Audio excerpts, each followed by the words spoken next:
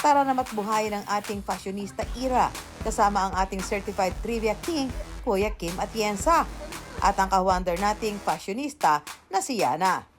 Pero bago yan mga ka-wonder, challenge ko sa inyo na mamili ng OOTD. Ang problemang yan, basic lang daw sa ka-wonder nating si Yana. Dahil ang kanyang mga damit, aabot lang naman sa mahigit 200 piraso. At halos lahat sa mga ito, very striking ang mga kulay.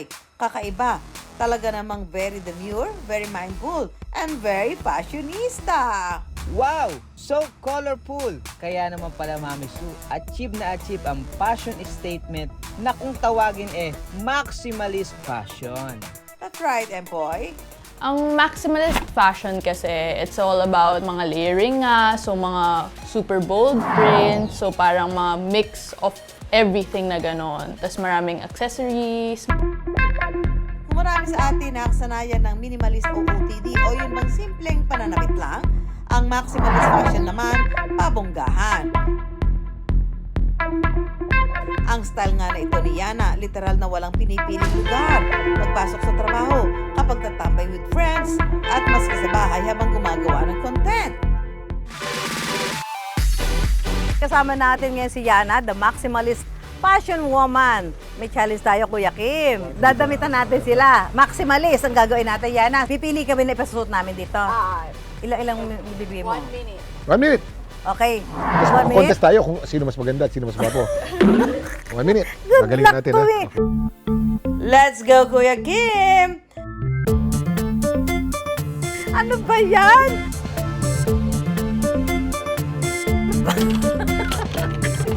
Susan, ang bagal mo. Nabusan na kita ng damit. Kuya Kim, dali. Ipata mo to. Dali, lagay mo, dali. Lagay mo lahat. Maximalist tayo. Yan.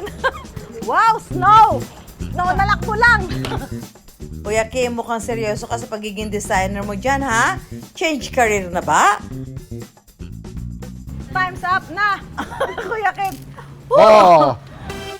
Yana, time to judge ang aming maximalist design OOTD. Yung sa akin, ang dating dito, art. Isa siyang art performance. Tanong natin ka designer, anong tawag dito sa design ko? Oo nga, tama naman, artist talaga. Artist. O, Oh, diba? sa akin din. Meron siyang touch of utilitarianism. Kumbaga, isang statement na ang hanger ay hindi natin dapat tinatago lamang sa cabinet natin. Dapat i-display natin at pinapakita natin sa madla na pwedeng suotin. Naisip mo talaga yan. Diba? Ganda? Ay, Uy, tatawa pero yan. ngayon may ganyan nila talaga. Oo, Parang- kita mo na? Hindi, yung mga safety pin ginagawa ng damit. Ay, bakit na Oh. naman hindi? Oh. At saka iba ito, hanger. Hanger Take, naman. I'll take note of Pag, that. pag may time pa tayo, cabinet ang sasabi ko sa iyo. Wow, Yana, approve! Palaban naman kaya ang style mo, Mami Su? Proud ka ba? Proud? Proud na proud. Stylist rin.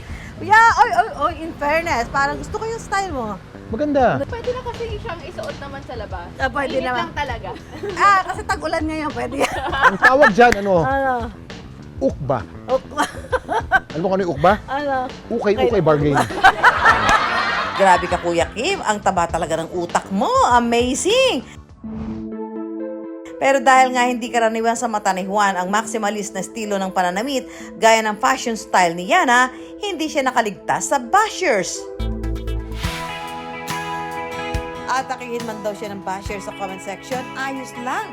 Ang mahalaga, ang fashion style niya approved sa kanyang biggest supporter, ang kanyang 21-year-old na kapatid na si Angeli na may intellectual disability.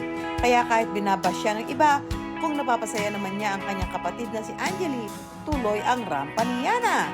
Every single time, she's always been proud of what I wear and everything. Na sinasabi niya lagi, idol niya ako. So parang alam mo yun, parang nakagaan siya ng loob na ba't ako makikinig sa mga ibang tao kung sister ko parang sobrang manghang-mangha talaga siya sa akin. O, diba? Sing kulay ng damit ni Yana ang takbo ng kanyang buhay.